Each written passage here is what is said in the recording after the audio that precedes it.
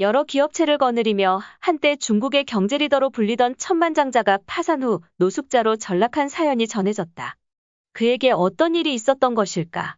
23일 펑파이 등 현재 언론에 따르면 지난 20일 한 자원봉사단체는 광둥성 선전시 일대에서 노숙 생활을 하는 장위안천을 발견했다.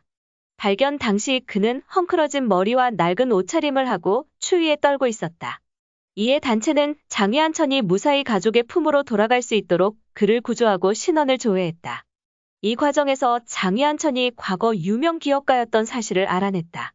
산둥성 옌타이 출신인 장위안천은 고향에서 의류회사를 차려 성공한 뒤 홍콩과 선전해서 식품 제조회사를 설립했다. 회사는 한때 수백 명의 직원을 고용할 정도로 매년 큰 성장을 유지했고 그는 90% 이상의 회사 지분을 가지고 있었다. 그야말로 탄탄대로였다. 그가 운영하던 선정시 성룡발식품공업 유한공사와 선전시 성룡달식품 유한공사, 연변 용달식품 유한공사는 현재 언론에서 성장세를 조명하기도 했다. 그러나 무리한 사업 확장이 큰 변수로 다가왔다. 2017년 은행 대출금을 못 갚은 그는 결국 파산했고 2020년부터 선전 일대에서 노숙 생활을 시작했다. 거리를 떠돌며 쓰레기통에서 폐품을 모아 팔거나 구걸에 끼니를 때우기도 했다. 이에 장위안천은 현지 언론과의 인터뷰에서 가족들이 파산 이후 나를 버렸다라며 선전으로 돌아와 재기하고 싶었지만 잘 되지 않았다라고 말했다.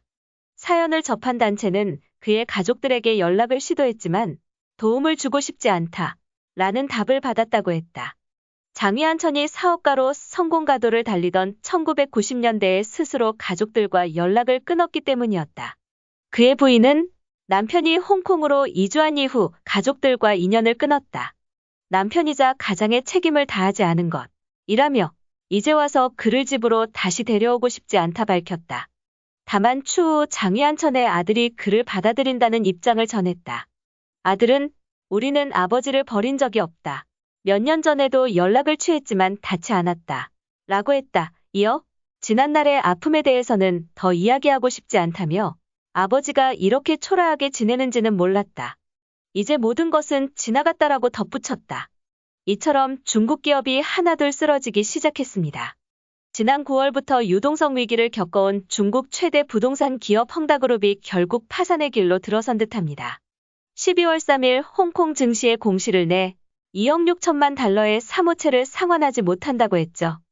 헝다그룹 본사가 있는 중국 광둥성 정부는 이날 저녁 곧바로 쉬자인 헝다그룹 회장을 면담한 뒤 성정부 차원의 태스크포스팀을 헝다그룹에 파견한다고 했습니다.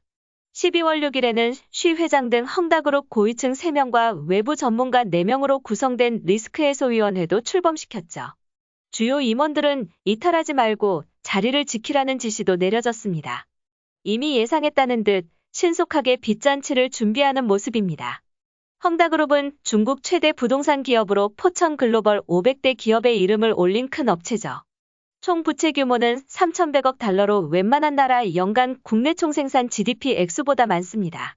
그런 만큼 헝다의 도산이 2008년 리먼 브러더스 사태처럼 전 세계 금융시장에 큰 충격을 줄 것이라는 보도가 적잖습니다.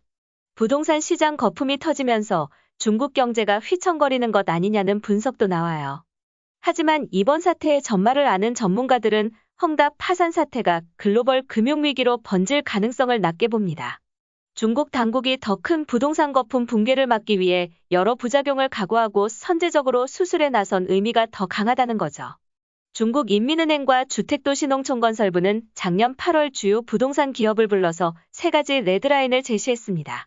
분양 주택 선수금으로 받은 현금을 제외한 부채 비율을 70% 아래로 유지할 것, 순부채 비율이 100%를 넘지 않도록 할 것, 보유 현금을 단기 부채로 나눈 비율이 1 이하로 떨어지지 않도록 할 것 등입니다. 더는 부채를 늘리지 말고 이 선을 초과한 부채는 유효자산을 팔아 빨리 갚으라는 뜻이죠. 중국 부동산 기업 대부분이 3가지 레드라인 중 하나를 위반했는데 헝다그룹은 3가지 모두 기준선을 넘었다고 합니다. 당연히 국내 은행 대출이 막히게 됐죠. 그러다 보니 높은 이자를 주고 해외에서 단기 부채를 끌어다 쓰다 결국 파산 지경까지 간 겁니다. 이 거품이 터진다면 중국 경제는 회생불능의 상태에 빠질 수도 있을 겁니다. 헝다그룹 파산은 이런 위기를 막기 위한 고육지책이라고 할 수 있겠죠. 앞으로의 중국 경제의 먹구름이 끼어져 있는 듯 합니다.